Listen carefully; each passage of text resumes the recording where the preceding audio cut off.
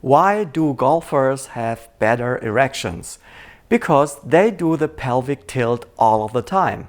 Let me show you what I mean.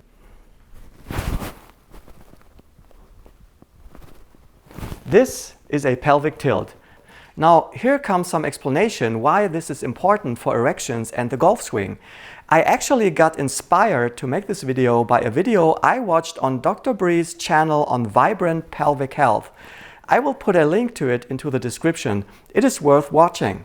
Co-founder Michael Hodge is explaining how erectile function can be increased by training the pelvic floor to relax and tighten. This is done by tilting the pelvis forwards and backwards in different exercises. I am going to show you some of them in a minute, but first, what does all of this has to do with golf? Well, believe it or not, that same kind of motion is taking place in the golf swing. Most golfers, when they set up, have a slight pelvic tilt of 18 degrees, which is maintained to the top of the backswing. But when it comes to impact, the lower back flattens out. The pelvic tilt is gone. If your body can't perform that motion, you are going to lose your posture. Your body will move forward and you're going into extension, which leads to all kinds of bad ball striking. This is the reason why the ability to pelvic tilt is one of the tests incorporated in the TPI basic screen for mobility in golf. I have tested several hundred golfers with this screening test, and guess what?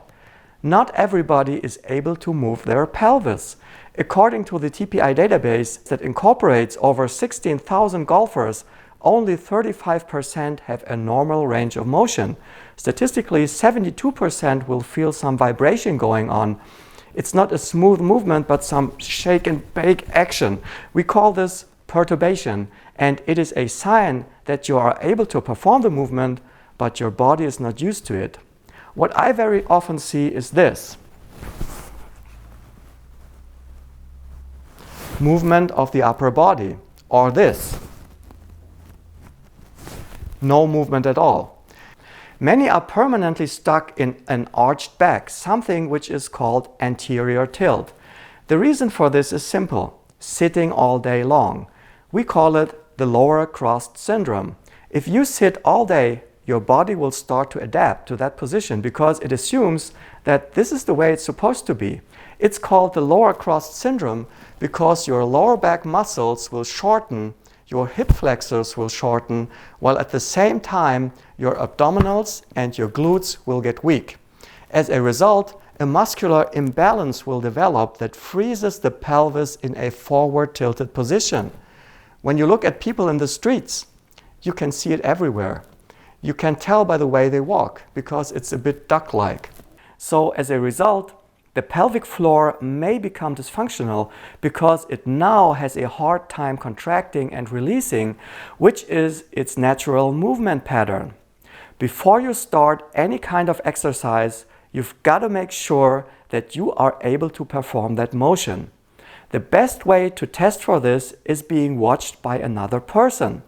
Get your partner to look from the side whether you are able to perform the movement. Alternatively, take your smartphone and film yourself. Be very honest to yourself, otherwise the exercises won't be effective. And be patient. I am sure you will regain that mobility with some practice. So if you can't do the motion, the best way to start is from the ground up. Standing is the most difficult position because it involves all kinds of stabilizers. We want to concentrate on the pelvis, and this is why we start lying on our back, so all the other muscles we don't need get a rest. We are starting in the supine position. You lay flat on your back, and from here you tilt your pelvis, anterior, posterior, and have a look at your belly button. When you tilt your pelvis, you flatten out your back, the belly button moves in, and if you're arching your back, the belly button moves out. And you can support this with breathing. So flattening your back, you breathe out, and then you breathe in and arch your back. Breathe out, breathe in. And you see my belly button is moving up and down with it.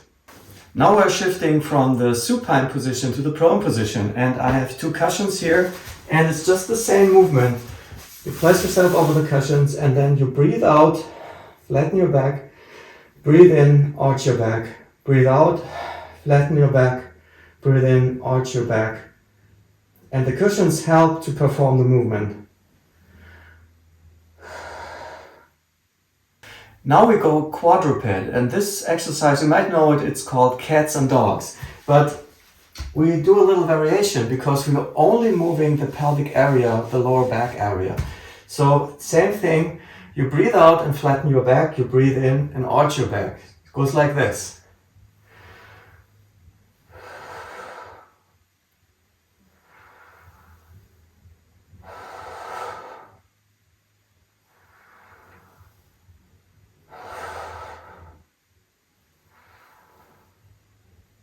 Now that you've mastered the supine position, the prone position and quadruped, now's the time to try this standing. And I've got a stretching pole here, but you can use a wall or whatever to support yourself. And I just demonstrate, it's the same thing. You arch your back while breathing in, you flatten your back while breathing out. Breathe in, breathe out. Breathe in, breathe out. And when you've become really proficient in this, you can even try it without any stretching pole or wall. Get into your golf posture and breathe in, breathe out.